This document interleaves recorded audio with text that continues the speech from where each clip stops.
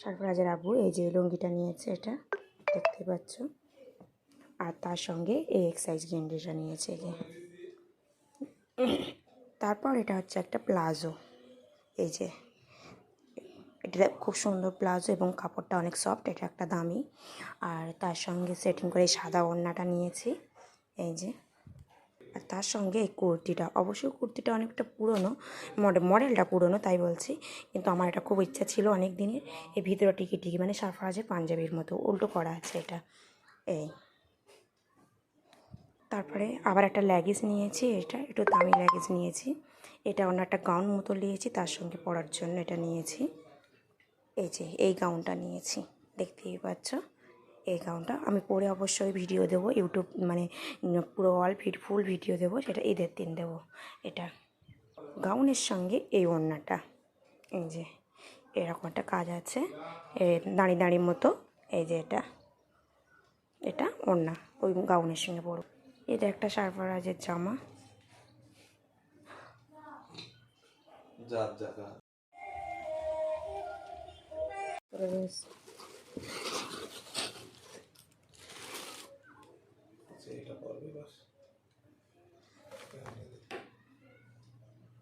এটা তুলে রাখা যাবে না, ভাত খাচ্ছে।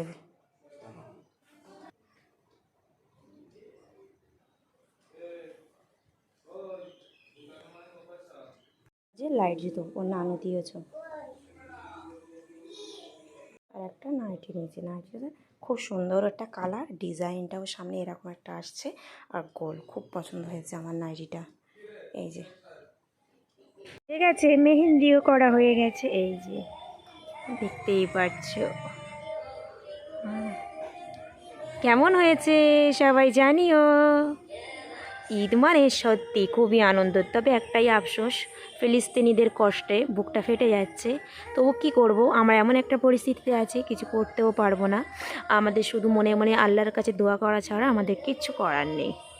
আর কি করব, আমরা তো আর সেই ভেবে কিছু করতে পারবো না। তবু ঈদ তো পালন করতেই হবে, এটা আনন্দের ঈদ। সারা বছর রোজা করে ঈদ যদি না ভালোভাবে করি, তাহলে তো একদমই ভালো লাগবে না।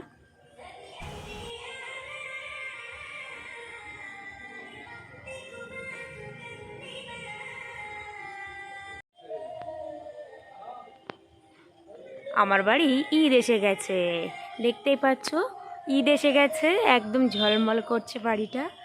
আমাদের এখানে সবারই বাড়ি এরকম সেম অবস্থা, সবাই এরকম। চাঁদটা কোথায় গেল? চাঁদ মেঘে ঢেকে গিয়েছে, আমি যখন ফটো তুলেছিলাম।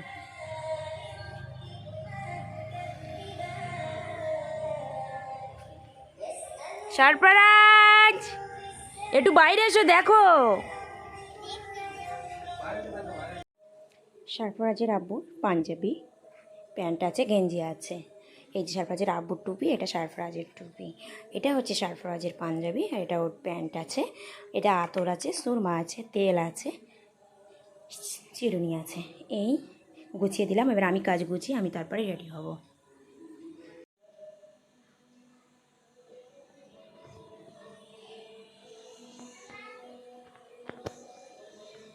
তেঁতুলের চাটনি, এ ভাজবে না সিমুই।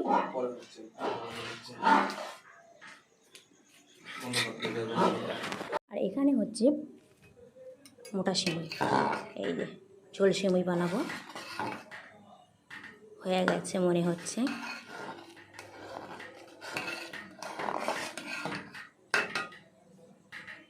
তেঁতুলের চাটনি, তো সেটা এখন তেঁতুলটা ভিজিয়ে রেখেছি, পরে এটা দিয়ে করব। আর আমার হাতের মেহেন্দিটা এই হয়েছে, ডিজাইন কাল রাত্রে দিয়েছি, তো ওই জন্য সকালবেলা একটু কালারটা ফুটবে। সবে তুলে দিয়েছি। আছে ঘুগনি, এই যে লাল লাল ঝোল ঘুগনি, পায়েস, হেভি কালার এসে খুব সুন্দর।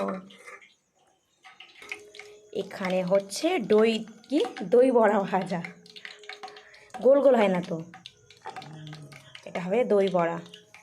ওই যে ফেটিয়ে নিয়েছি ডালের বড়াটা, সাদা। আর এই যে ধুয়ে নিচ্ছে এটা, আর এই যে দই বড়া।